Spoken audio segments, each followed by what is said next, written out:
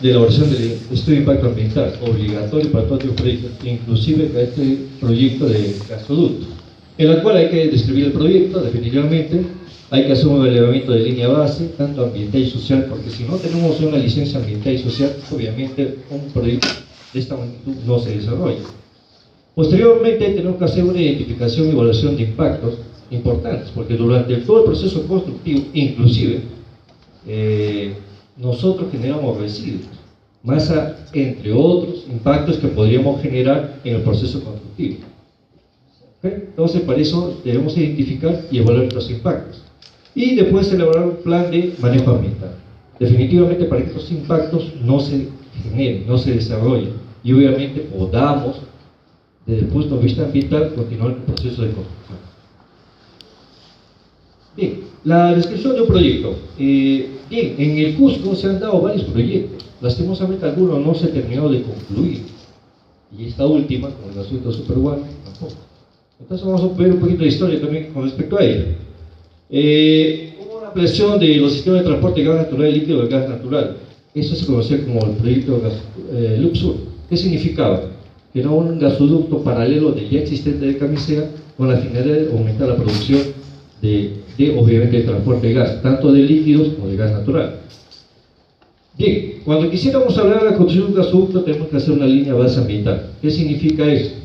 Primero, obviamente, tenemos que hacer un trabajo de gabinete, donde tenemos que revisar toda la información de diseño y planificación de la construcción del gasoducto. Posteriormente, tenemos que hacer un trabajo de campo. ¿Para qué? Para evaluar toda esta información que tenemos. A ver, si es que hay algún contratiempo, en la cual obviamente participan investigadores y también la participación del personal local, porque obviamente, recordemos, si no tenemos una licencia social y ambiental, obviamente ningún proyecto de esta envergadura se podría desarrollar. Y posteriormente, la elaboración del estudio final, después con toda la información que hemos recabado, que hemos obviamente verificado para el desarrollo del proyecto. La línea de base social, como mencionaba anteriormente, es una actividad complementaria a realizar, pero obligatoria. Si no, obviamente no podemos desarrollar la construcción. Posteriormente a esa, después de informar a la sociedad qué consiste en nuestro proyecto, cuánto área va a influenciar, cuántas personas va a verse impactadas, obviamente de manera positiva, que es lo que buscamos. A pesar de que vamos a tener un impacto negativo en la naturaleza, no obstante va a ser controlado, y solamente el impacto va a ser en un área determinada. Los impactos que se pueden producir debido a esto, evaluación de impactos, pues mayormente los impactos son pues un impacto al aire, obviamente hay maquinaria pesada que va a funcionar, va a emitir gases, definitivamente, dióxido, monóxido de carbono, dependiendo del trabajo.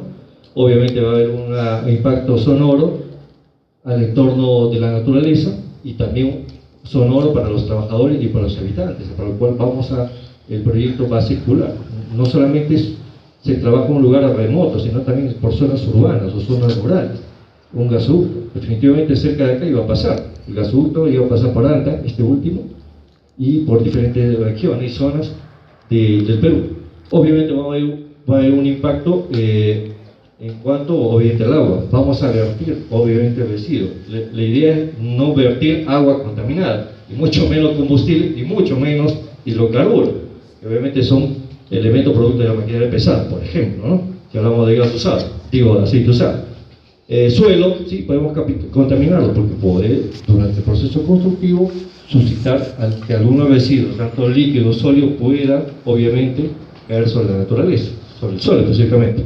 A la vegetación, definitivamente, vamos a tener que el proceso constructivo, un área, dependiendo del diámetro de tubería a enterrar, o del gasoducto, obviamente es un área que tenemos que influenciar, que puede llegar hasta 25 metros o más de ancho, a lo largo de más de N kilómetros, dependiendo del tipo de proyecto de gasoducto. A la fauna, definitivamente, imagínense que en estos momentos, imagínense que toda esta silla fuera la naturaleza, incluido este acceso. Imagínense que los animales siempre han circulado de un extremo a otro, y justamente hacemos un gasoducto, que es obviamente el área de influencia. ¿Qué va a pasar con los animales de aquí para pasar al sector donde hay agua? Obviamente podemos influenciar en ellos, y eso sucede en un proceso constructivo de gas. Obviamente también, como la zona tenemos que verificar si hay restos arqueológicos, sí, podemos hacer un impacto sobre ellos, y al paisajismo, que obviamente encierra en toda la naturaleza virgen en el territorio. Bueno, la elaboración de un plan de manejo ambiental, pues con la idea de que obviamente podamos prevenir y mitigar obviamente los impactos si se desarrollaran esto, y si no, pues con este plan obviamente eliminó la posibilidad de algún impacto negativo a la naturaleza. Bien, una historia muy interesante. Para poder tener obviamente la aprobación de un estudio de impacto ambiental, mínimamente el tiempo total para poder hacer el inicio del estudio hasta la aprobación o obtener la licencia ambiental social puede durar 570 días. Estamos hablando de año y medio. Entonces, imagínense, cuando hablamos de un proyecto de construcción de gasoducto, tenemos también que sumar no solamente el proceso constructivo, sino adicionalmente lo que nos demora obtener el estudio de impacto ambiental. 570 días. La pregunta es, ¿por qué tanto demora la licencia ambiental para poder hacer una construcción de un gasoducto? ¿Sí? Pues porque tenemos que primero obtener los permisos ambientales. ¿Por parte de quién? Bueno, si queremos, y hablamos de un proceso constructivo, va a haber vertimiento, obviamente necesitamos permiso de vertimiento de aguas residuales, domésticas e industriales. ¿Por qué? Porque vamos a construir campamentos. En campamentos hay personas, hay talleres, hay almacenes, que obviamente van a requerir de alguna manera u otra desarrollar vertimientos de aguas. Para ello, pues los permisos que deben obtener, ¿quién son? Opinión técnica favorable de la DIGESA, de la Dirección General de Salud, y la autorización del ANE. Esta opinión técnica favorable de la DIGESA puede durar fácilmente más de 100 días. Para ello, obviamente, es importante porque en los campamentos vamos a tener obviamente tratamiento de aguas antes de vertirlo. Por eso, obviamente, necesitamos la opinión favorable de la DIGESA. Autorización de vertimiento. Si yo tengo agua residual tratada y que puedo vertirlo, tengo que obtener obviamente la opinión y la autorización del ANE, si no, no nos permite obviamente vertir estas aguas residuales al agua, obviamente con la calidad que debe de ser vertida, porque hay definitivamente criterios de calidad ambiental para poder obviamente vertirlo, si no, no estaríamos autorizados.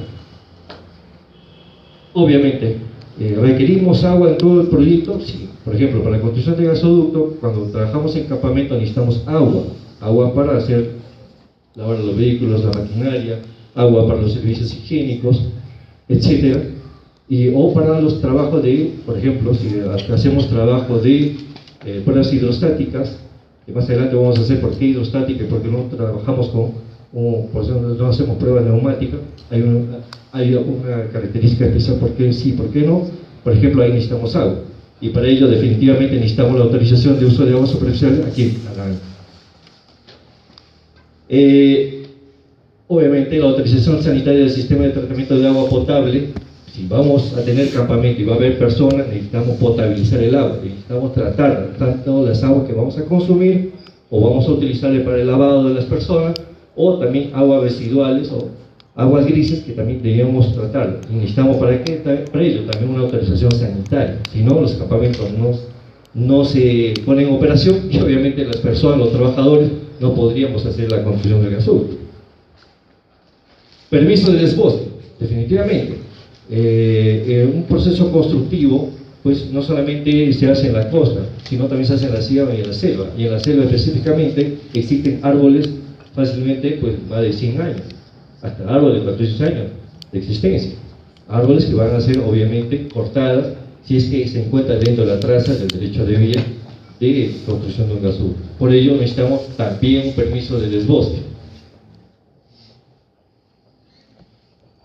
Ahora, imagínense que necesitamos que, más allá que obviamente esto se requiere en las zonas remotas, y quisiéramos pasar un gasoducto por acá por la ciudad del Cusco, necesitamos definitivamente un certificado de inexistencia de restos arqueológicos, conocido como SINA. Que a pesar, si necesitamos hacer un acopio de tubería, un acopio de material de corte que necesitamos acopiar en un determinado lugar, igualmente necesitamos un CIRA, si no, no nos permiten ni acopiar ni tubería, ni siquiera acopiar material de corte del terreno donde va a ir el derecho de vía o la construcción del gasoducto.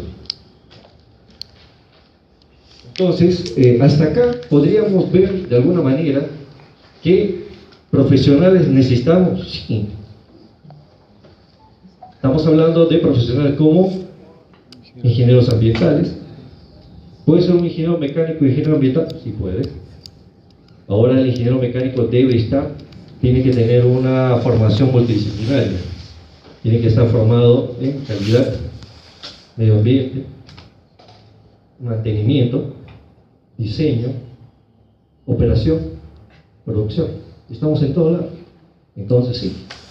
Pero bueno, un ingeniero ambiental puede venir de ciencias extranjeras, no solamente por el área de la ingeniería mecánica, sino de otras especialidades, o el ingeniero ambiental propiamente dicho, que es formado en las universidades actualmente. Bien, también se requiere profesionales hasta aquí, donde hemos visto, aparte del ingeniero ambiental, que necesitamos relacionistas comunitarios, porque son las personas que siempre van a tener que conversar con la población que va a ser afectada durante el proceso constructivo, y posteriormente también a los arqueólogos. ¿Ves? Más o menos por frente de trabajo, por lo mínimo necesitamos 15 personajes de estas distintas áreas para que puedan desarrollar los trabajos.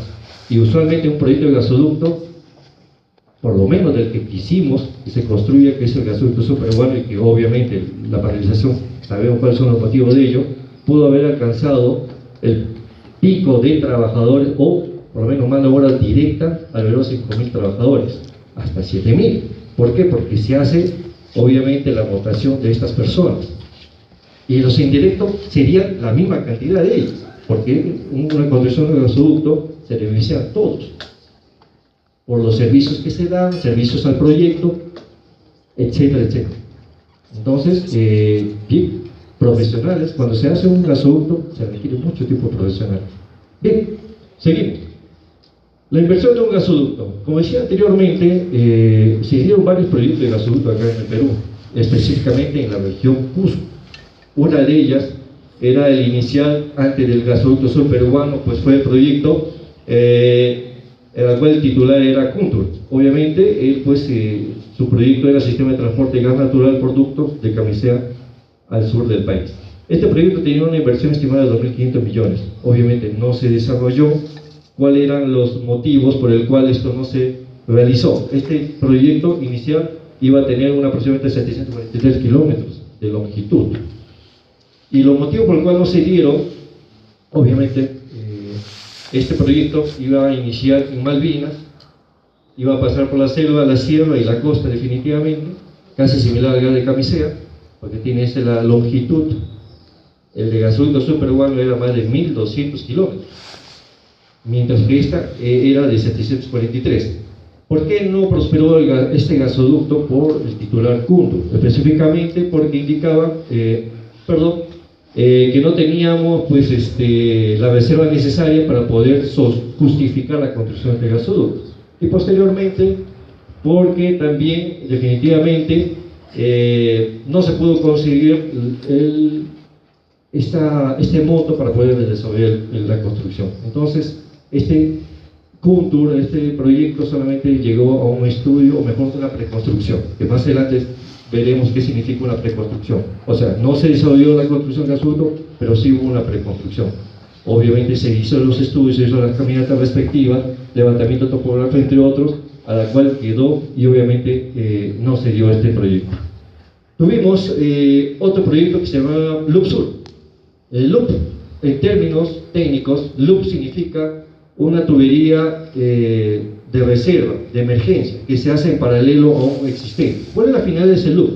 Ese loop tiene por finalidad de que en caso, ya sucedió hace poco, hace un mes atrás, si por alguna razón hay una paralización o un corte, una rotura del ducto en cualquier tramo, y gracias a Dios hay, digamos, está antes de la existencia de este tramo de loop, que es una tubería, un ducto paralelo, entonces todo el gas que está almacenado en este sector puede ser impulsado, y entonces podemos tener, digamos, de que la producción de gas no se paralice, por lo menos por el promedio de la cantidad de gas que se encuentra almacenado en ese loop, en ese tramo de ducto.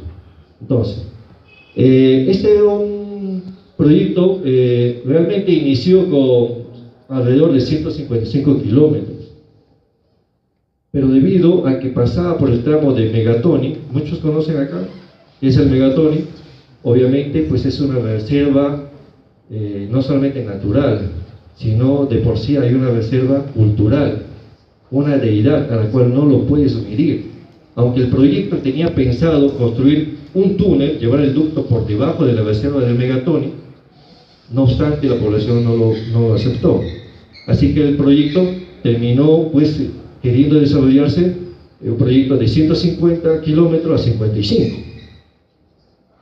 Esta inversión iba a ser alrededor de 589 millones de dólares. ¿Y cuáles fueron los motivos que no se pudo desarrollar a pesar de esto, este proyecto?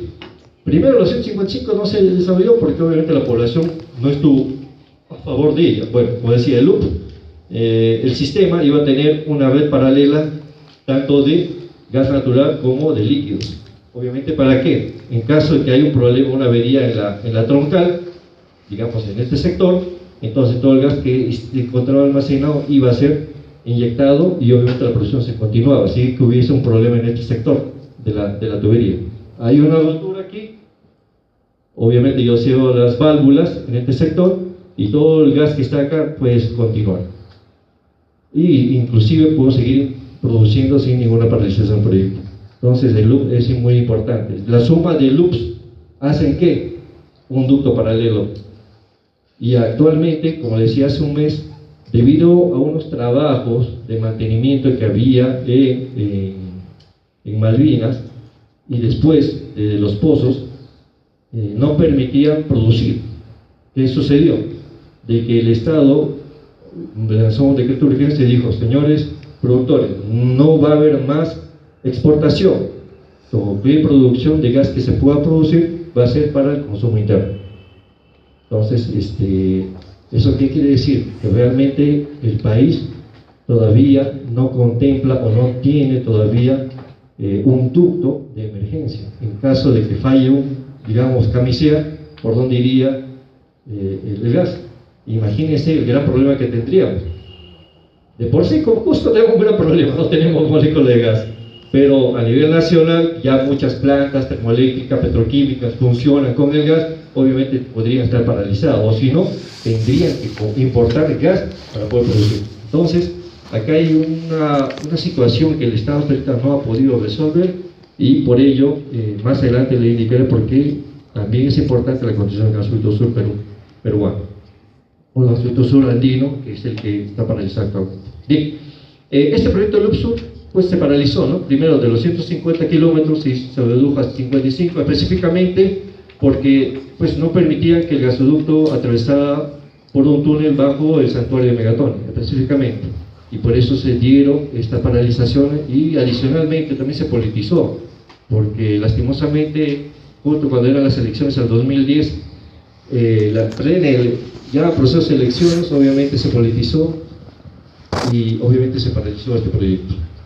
Y por último, pues tenemos el gasoducto sur peruano, ¿no? Que era un proyecto que iniciaba nuevamente en Malvinas, acá en nuestra zona, en la región selva del Cusco, y terminaba en Hilo. El tramo era de más de 1200 kilómetros, realmente. En este tramo del gasoducto, pues eran dos tubos que iniciaban de 24 y 32 pulgadas, y posteriormente llegaba pues hasta Hilo solamente el ducto de gas. Iniciaban dos tubos paralelos, gas líquido, y solamente llegaba el gas hasta ahí. ¿Iba a tener ramales? Sí, íbamos a tener ramales. ¿Qué significa? Son derivaciones que salen de la troncal, que iban ¿a dónde? Iban a ir justamente a Puno, iban a ir a Purímac, posteriormente también iban a Arequipa, a Moquegua, y justamente este gasoducto pues tenía la idea de ¿qué? De poder abastecer y crear polos petroquímicos y polos energéticos en la costa sur de la región del Perú.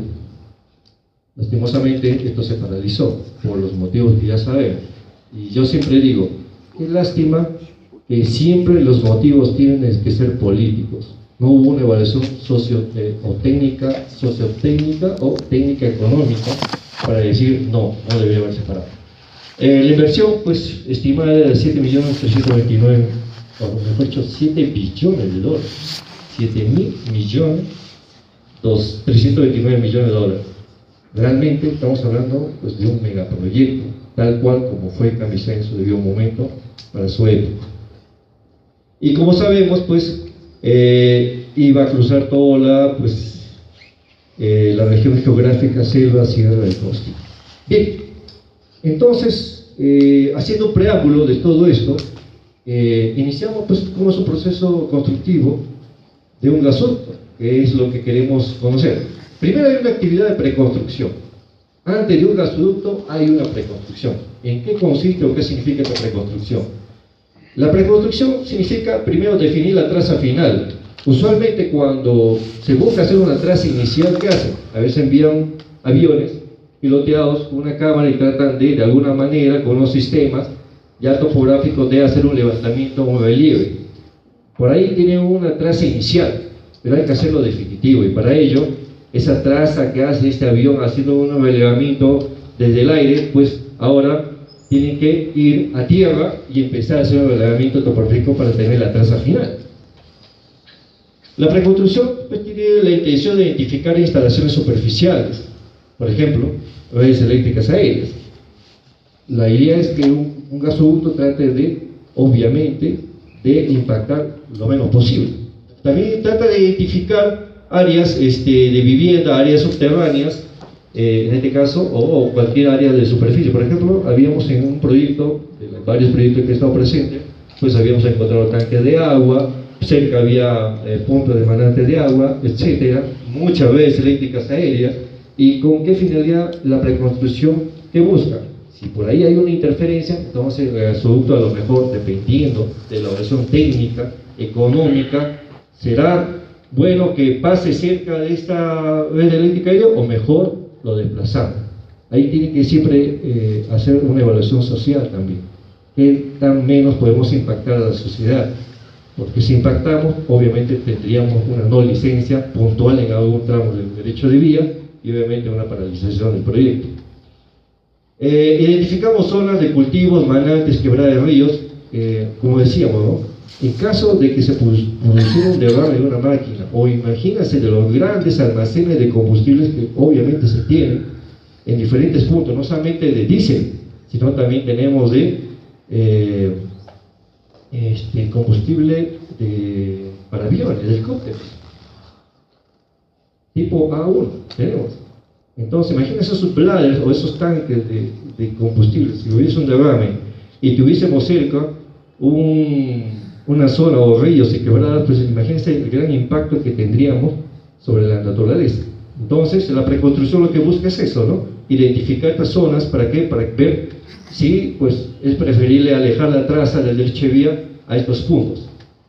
Y obviamente también la evaluación de los cruces de ríos, porque no solamente el gasoducto va sobre tierra, tiene que atravesar ríos y quebradas, cosa que ya sucede en Camisea. Hasta ahorita no tenemos información de una rotura de un tramo de ducto en un río. Imaginen el gran problema. La mayoría hemos tenido en la superficie, en la zona de tierra, pero obviamente los motivos de las roturas han sido varios, ¿no? Bien, entonces la preconstrucción tiene también esa finalidad, evaluar cómo son esos ríos por donde va a cruzar. Si es muy caudaloso, es muy complicado, entonces mejor desviamos la traza por un sector mucho menos complejo. Porque cuanto más complejo se hace, ¿qué significa? Mayor recurso, o sea, no sería mala idea, ¿no? Mayor recurso vamos a utilizar, mayor recurso humano, no. Pero lo que pasa es que si pensamos en una construcción que tiene que durar 20 o 30 años, pues la probabilidad de impacto negativo posteriormente a la operación de un gasoducto, pues va a ser mucho. Entonces, imagínense, podría darse hasta una paralización del gasoducto de manera prematura, o fallas de este gasoducto. ¿No? Por eso se hacen las evaluaciones. Se hacen evaluación de pendientes. En Camisea se hicieron trabajos de gasoductos, se construyeron pendientes 70 grados. Ni siquiera estamos hablando de porcentajes, sino grados. Entonces, imagínense la complejidad de haber construido el gasoducto en Camisea. Entonces, estos estudios de preconstrucción se hacen con la finalidad de buscar lugares con menos pendiente. Cuando hay menos pendiente, menos peligro, menos riesgos, no solamente durante el proceso constructivo, sino durante la operación. Ahora, si en la operación se produce una rotura, imagínense el mantenimiento que hay que hacer ese tramo de ducto. Si ya de por sí es complejo construirlo, mantenerlo o hacer la reparación, le digo, es el doble de complicado. Y obviamente también sirve para hacer una evaluación del topsoil, que es la materia orgánica que está sobre la superficie de todo terreno, ¿no? Es donde obviamente están los nutrientes para que las plantas vivan, ¿no? Y identificación de puntos de acopio de material orgánico. Acuérdense que si yo voy a hacer un corte, por ejemplo, lo que estamos hablando del pasillo, todo el material que está ahí tengo que copiarlo a un punto. Entonces el trabajo de preconstrucción también busca decir dónde puedo acopiar material orgánico, material de retiro durante el proceso constructivo. ¿Para qué? Para que sea un lugar estable, no lo pierda por las lluvias que se puedan presentar, por el tipo de terreno, y una vez que termine de construir el gasoducto, pues lo devuelva al lugar para hacer la reposición o la restauración de la zona, dentro de lo posible. Nunca podemos lograr, pues imagínense, pues si cortamos un árbol de 500 años de antigüedad, pues ese se va a convertir de frente en madera para uso del proyecto, más no podremos instalar, porque hay requisitos que después de una construcción de un gasoducto no puede haber plantas con raíces profundas, ¿no? Entonces siempre vamos a tener un impacto, pero obviamente controlar en este sentido. Bien, ¿qué más? Cuando hacemos un trabajo de preconstrucción, definitivamente debemos definir dónde van a ser los puntos de acopio de la tubería, dónde van a ser instalados campamentos, dónde hay acceso para que eso sea mucho más fácil la construcción del campamento, para que la logística se mueva ahí, inclusive la logística de transporte de equipos, maquinaria, tubería, etc. Si lo ubicamos en lugares bastante complicados, pues el proyecto se va a demorar y no va a cumplir con los tiempos que obviamente siempre se proyectan de que va a demorar un proceso constructivo. Y bueno, la estrategia de construcción, una estrategia donde sabemos por dónde va a empezar la tubería, dónde van a construir los acopios, dónde van a ubicar los campamentos. Entonces, el trabajo de preconstrucción tiene esa finalidad de poder prever para que el proceso constructivo sea lo menos complicado, lo menos difícil, lo menos riesgoso, y para que podamos cumplir con los tiempos que se han previsto para el desarrollo de este gasoducto. Bien, entramos entonces ahora a lo que es la actividad de construcción, propiamente dicho, del gasoducto. He tratado de, pues, colocar casi todos los procesos, las etapas. Algunos son principales, propias de construcción del gasoducto, los otros son, de todas maneras, necesarios para poder ir. Bueno, vamos a describirlo. Primero, el traslado de maquinaria, equipos y materiales. Esa es una primera etapa. Supongo que muchos de ustedes habrán visto, pues, tuberías desfilando por muchas vías dentro de la región del Cusco. ¿Vio alguien? ¿Sí? ¿Verificó? Tuberías que venían desde la costa hacia acá a la selva, o sea, al Cusco, y posteriormente la parte del sector de Quillabamba hasta Malvinas. Aquellos que podían ir por carretera fueron por carretera, aquellos que no tuvieron que ir por vía fluvial, por embarcaciones, chatas, las chatas que conocemos. Construcción de campamento es otra etapa. Necesitamos obviamente que el personal llegue a esos sectores para poder iniciar los trabajos en los distintos sectores donde están los campamentos. Otra etapa es la apertura del derecho de vía. Ahora vamos a ver parte por parte qué consiste. Después de una apertura de derecho de vía viene lo que es la apertura de zanja. Después viene el tapado, el desfile de tubería, el curvado, soldadura, bajado de tubería, el tapado. Una vez que la tubería está dentro de la zanja, lo tapamos. Posteriormente vienen todas las obras civiles. Cuando hablamos de obras civiles estamos hablando pues de las compresoras, de las estaciones de bombeo, válvulas, etcétera, etcétera. Montaje electromecánico de los turbocompresores. Obviamente una vez que yo hago las instalaciones, obra civil, hago el montaje. Posteriormente la geotecnia, que es la recomposición del suelo de todo el tramo del derecho de vía. Posteriormente vienen a ser las pruebas hidrostáticas. Después hablaré por qué pruebas estáticas y por qué no pruebas neumáticas. Aquí, ¿qué sucede en las pruebas hidrostáticas? Bien, pues se hace un comisionado y una precomisionado. Eso significa que una vez que se hacen las pruebas hidrostáticas ya estamos a punto para poder realizar el proceso ya de producción del gasoducto. La puesta en marcha propiamente dicha, la desmovilización y retiro de obra, que significa demolición de maquinaria, campamentos, y la vegetación de toda la área obviamente afectada. Esto serían todas las etapas de construcción de un gasoducto.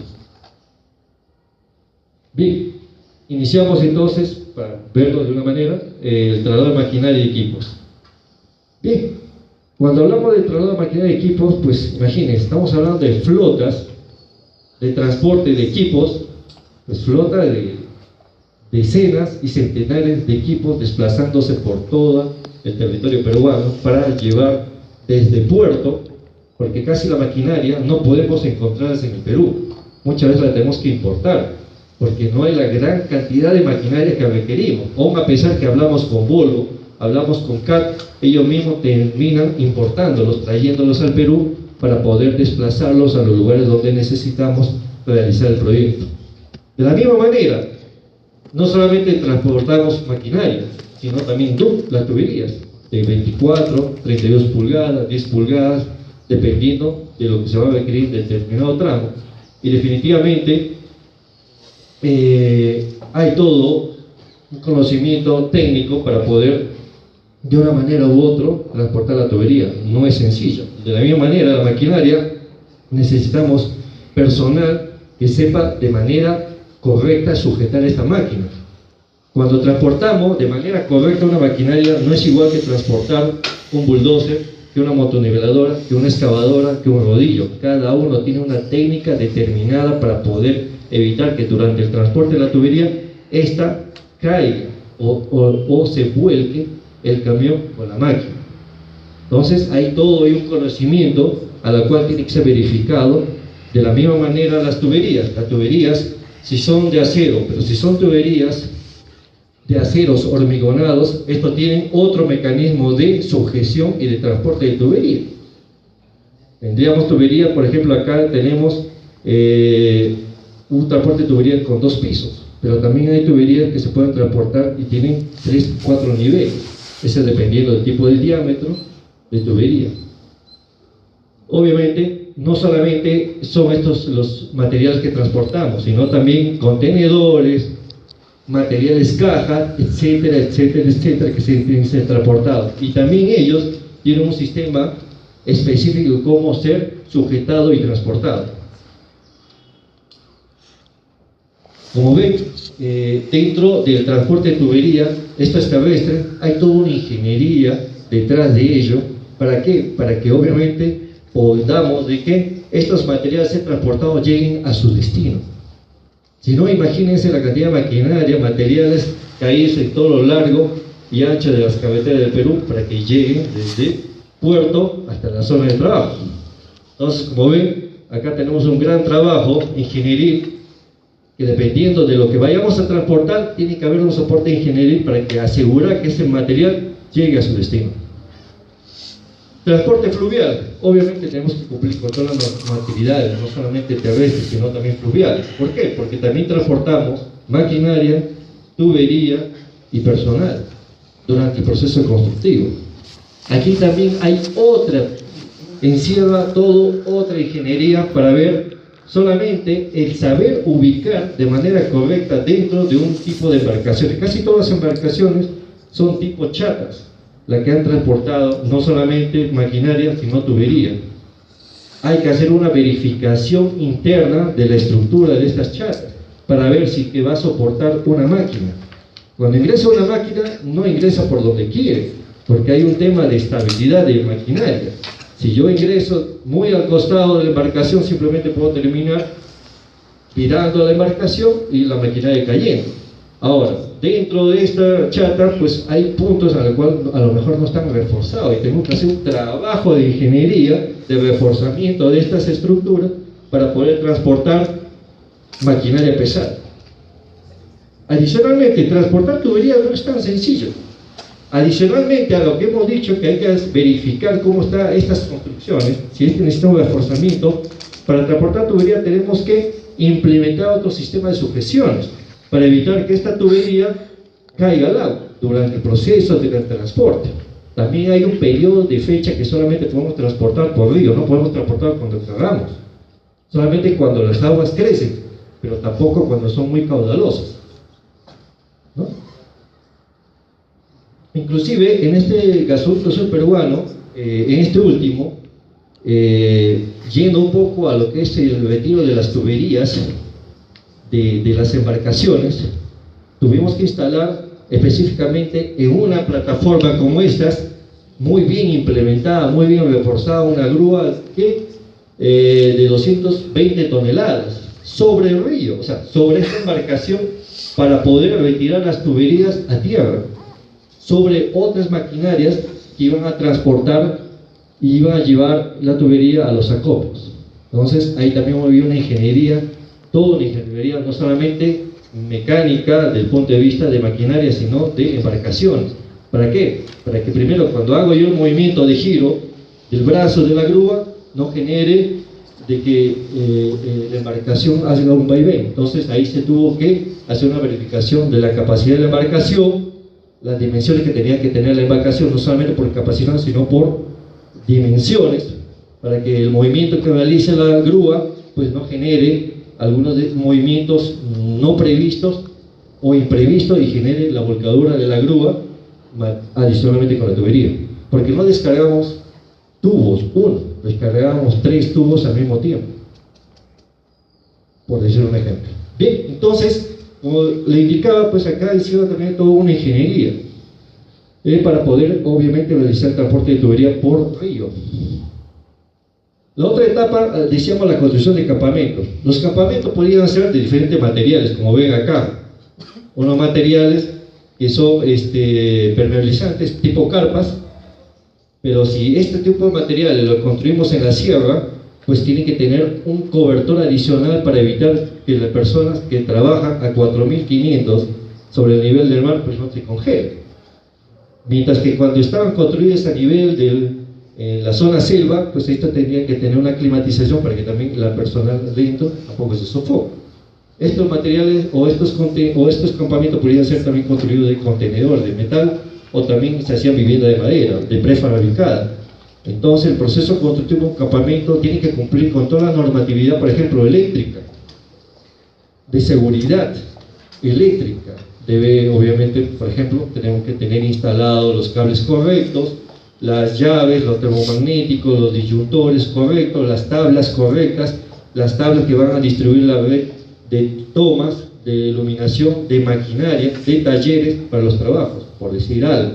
Entonces la construcción de campamentos también, ¿qué requería? La instalación de las plantas potabilizadoras, la planta de aguas grises, etcétera, etcétera, etcétera, todo lo que se requiere una construcción de campamentos. Aquí tenemos algunas fotos, miren, lugares en la cual pues el hombre tiene la posibilidad de poder hacer una evaluación si es que lo puede instalar ahí, porque no había otro lugar donde instalar campamento.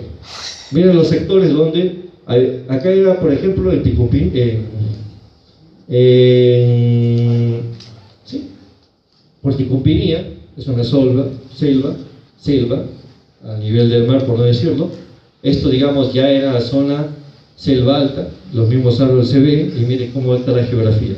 La construcción de campamento, llegar ahí, o sea, la primera etapa de transporte de material requiere también una ingeniería. Imagínense cuando ustedes han visto que un bulldozer puede desplazarse sobre zona arcillosa, húmeda, en plena lluvia, complicada. Entonces, a veces se requieren crear equipamiento especializado para que éstas puedan distribuirse y ser transportadas. Pero muchas veces, como es muy dificultosa época de lluvia, es mejor que los desplazamientos de materiales sean en época de sequía. Otros componentes que tiene un campamento, los talleres de mecánica, pueden ser variados, los comedores, ¿qué más? Como hablaba, planta de tratamiento de efluentes, son los que componen un campamento. Las plantas de tratamiento de agua son de diferentes dimensiones y cantidades que puede tener dependiendo si el campamento va a abarcar 500 trabajadores, 300, 1000. Obviamente son la logística o este tipo de equipos que acabamos de ver que se requieren que estén instaladas. Instalaciones eléctricas, estamos hablando pues, como vamos a estar en zonas remotas, ¿qué va a suceder? Porque necesitamos grupos electrógenos correctamente instalados. Y depósito de residuos, porque todo campamento genera residuos, sea materiales peligrosos, materiales biodegradables, plástico, papel, etc. Que también un campamento posee un helipuerto. Y si hablamos que hay helipuerto y hay maquinaria y hay grupos electrógenos, también hablamos de que también hay pues almacenamiento de combustible, de diésel, o otro tipo de gasolina, o como le decía, pues el turbojet A1, que requerimos para que obviamente este tipo de helicópteros de capacidad de 30 pasajeros, 12 pasajeros, 5 pasajeros, puedan aterrizar en los helipuertos existentes en los diferentes campamentos. Ojo, mire cómo estamos hablando. Hemos empezado con camiones, hemos hablado de embarcaciones, ahora estamos hablando de helicópteros. Y detrás de todos estos equipamientos, ¿quién está? Un ingeniero también, que hace la verificación y supervisión de que esto está funcionando de manera correcta y podamos obviamente garantizar la disponibilidad de estos equipos para el desarrollo de la construcción de, obviamente, de un gasoducto. Apertura del derecho de vía. ¿En qué consiste? La apertura del derecho de vía consiste, obviamente, en el retiro de una capa superficial. ¿Hasta qué profundidad? Hasta que busquemos una homogeneidad del terreno, específicamente, y terreno estable. Ahora, si el terreno es estable y tiene un relieve algo complejo, se puede dejarlo. O sea, para poder evaluarlo en campo, específicamente necesitamos personal de calidad, que también pueden ser ingenieros civiles, específicamente son ellos, porque evalúan el terreno sobre el cual va a ir la construcción del derecho de vía. Pero como decía, el movimiento de tierra no solamente es el movimiento de maquinaria, sino el retiro obviamente de área vegetal, de malezas, o si son árboles, pues con la motosierra, y si árboles son muy grandes, a veces con maquinaria pesada, especiales, para poder obviamente hacer el corte de los árboles que se requieran retirar para el derecho de vía.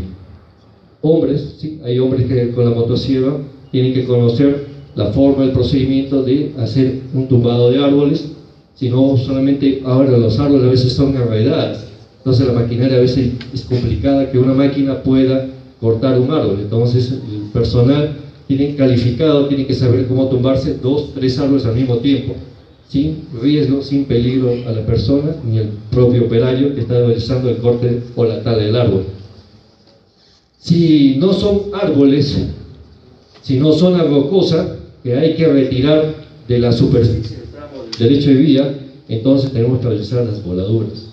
Y estamos hablando de material explosivo.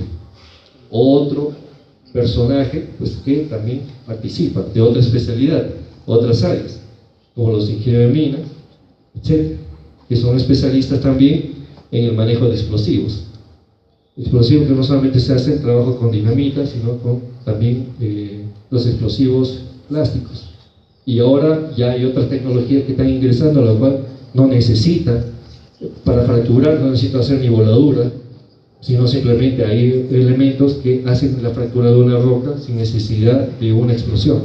Bueno, obviamente como ven, un proceso constructivo, pues las tecnologías van actualizándose para poder desarrollar de manera rápida y segura el proceso constructivo. En caso encontremos zonas de roca, ¿no? Que no queda otra que volarlo, porque que querramos que un bulldozer quiera hacer el corte, pues lo destrozamos a la POM 20 veces y ahí la roca continúa. Entonces tenemos que buscar otro mecanismo de retiro de este material sobre el derecho de vía. El derecho de vía es el área sobre el cual se va a instalar la tubería, sobre el cual se va a desplazar maquinaria y sobre el cual estamos autorizados para construir el gasoducto. No podemos salir del área del derecho de vía. Si salimos del área del derecho de vía, entonces estamos incumpliendo a las normatividades vigentes ambientales, a la cual pues hay una penalidad, una multa, y si esto se va reiteradamente, se puede paralizar la construcción del gasoducto. ¿Ve? Acá, por ejemplo, ¿qué áreas se requiere contabilizar en un derecho de vía? Pues, como le decía, necesitamos un área, o cuando veamos el área que requeríamos en ancho de un derecho de vía, el ancho, tenemos que considerar lo siguiente. Primero, un área donde tenemos que acoplar el material. Necesitamos un área donde va a ir enterrado el ducto. Necesitamos un área donde tiene que estar la maquinaria y la tubería en un momento determinado estacionado y necesitamos un área sobre el cual se desplace el personal y otros equipos sin interrupción. Entonces, ese es el área, el ancho que se requiere para un gasoducto. Bueno, acá por ejemplo hicimos una ventana. Este era el relieve natural y miren, tuvimos que hacer un corte, una ventana, para que el derecho de vía pues pase. Y miren esos cortes que lo hicimos obviamente con explosivos y con corte de maquinaria pesada o movimiento de maquinaria pesada posteriormente a la voladura. Maquinaria obviamente que trabajan acá pues son si hablamos del bulldozer o los tractores oruga, pues estamos hablando de un D8 como mínimo. De ahí puede haber un D7, un D6, y esas maquinarias se utilizan en dependencia del tipo de terreno sobre el cual va a trabajar. Si es un terreno algo inestable, no voy a poner un D8, es mucho peso, tendría que colocar un D6, y con ciertas características que tienen que tener las orugas. Lo mismo pasa en el corte con las excavadoras. Una cosa es cortar una excavadora que tenga solamente las zapatas de un determinado tipo para una zona rocosa, una zona arcillosa, es distinto. Esa evaluación también tiene que ser el ingeniero, porque si no hacemos las evaluaciones, vamos a tener un desgaste prematuro de las orugas, ¿no?, de las cadenas, y obviamente pues vamos a tener maquinaria paralizada. No solamente es que entre la máquina y produzca, no. Hay un trabajo de mantenimiento y de previsión dónde y qué, cómo debe estar equipada la maquinaria para hacer trabajo. Por ejemplo, mire, acá tenemos un ROPS. ¿Cuál es su finalidad de este protectores? Si hacemos corte de árboles, por ejemplo, que también han ayudado a las excavadoras para el empuje o movimiento de estos materiales, pues tenemos que prever que también hay elementos que pueden salir, se desprenden de manera violenta y pueden impactar contra la cabina del trabajador. Cuando hacemos trabajos para hacer perforaciones, para colocar posteriormente los explosivos, pues también necesitan determinado tipo de protección.